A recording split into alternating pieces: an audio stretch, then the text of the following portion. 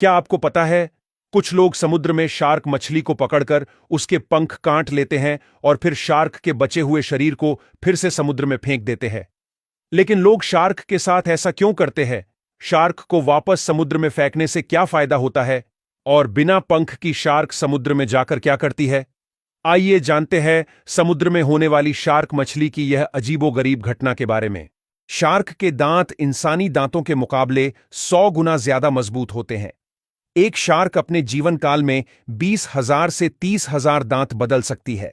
इंसान की मुंह में जैसे ऊपर और नीचे दांत की एक एक लाइन होती है, वैसे ही शार्क के मुंह में एक साथ 10 से 15 लाइन होती है। व्हेल शार्क के मुंह में 3,000 जितने छोटे दांत होते हैं, जो कई पंक्तियों में बिठाए हुए होते हैं, जो अब तक के सबसे ज्यादा दांत है। ज्यादातर जीव में बच्चे पैदा करने के लिए नर और मादा दोनों की जरूरत होती है, लेकिन शार्क की कुछ प्रजाति में नर के बिना ही सिर्फ मादा बच्चे पैदा कर सकती हैं। इस प्रक्रिया को पार्थेनोजेनेसिस कहा जाता है। जब मादा शार्क के शरीर में अंडे का उत्पादन होता है, तब इन अंडों को निषेचित करने के लिए नर के शुक्राणु की जरूरत होती है। लेकिन जब मादा शार्क लंबे समय तक अकेली रहती है और उसे नर का शुक्राणु नहीं मिलता, तो उसका शरीर एक स्वचालित प्रक्रिया शुरू करता है और अंडे में मौजूद एक पोलर बॉडी खुद ही अंडे को निषेचित कर देता है और आगे चलकर एक बच्चे का जन्म होता है।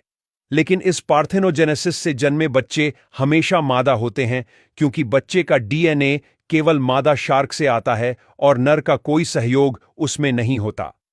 वैज्ञानिक अभी भी इस प्रक्रिया पर शोध कर रहे हैं कि शार्क की तरह इंसान में यह परिवर्तन हो सकता है क्या।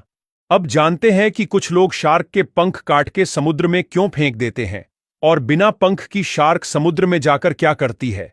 दरअसल कुछ लोग समुद्र में दूर तक जाकर अवैध तरीके से शार्क का शिकार करते हैं और फिर जो भी शार्क उसके जाल में फंसती है, उस शार्क को पकड़कर उसके फिन्स यानी पंख काट लेते हैं और फिर वह जिंदा शार्क को वापस समुद्र में फेंक दिया जाता है। यह शार्क के पंख काटने की प्रक्रिया को शार्क फिनिंग कहा जाता है। शार्क के कटे हुए पंख बहुत ही कीमती होते हैं। उसका उपयोग मुख्य रूप से शार्क फिन सूप बनाने में किया जाता है। एशियाई देशों जैसे कि चाइना, जापान और कोरिया में यह एक लग्जरी डिश मानी जाती है और धनवान लोग उसे काफी पसंद करते हैं। एक डिश फिन सूप की कीमत 10,000 रुपए से भी ज्यादा होती है।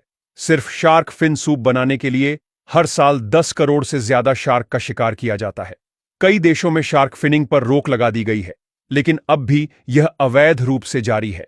शार्क के पूरे शरीर की कीमत इतनी ज्यादा नहीं होती है जितनी कि सिर्फ पंख की होती है। इसलिए शिकारी पंख कटी हुई जिंदा शार्क को समुद्र में फेंक देते हैं।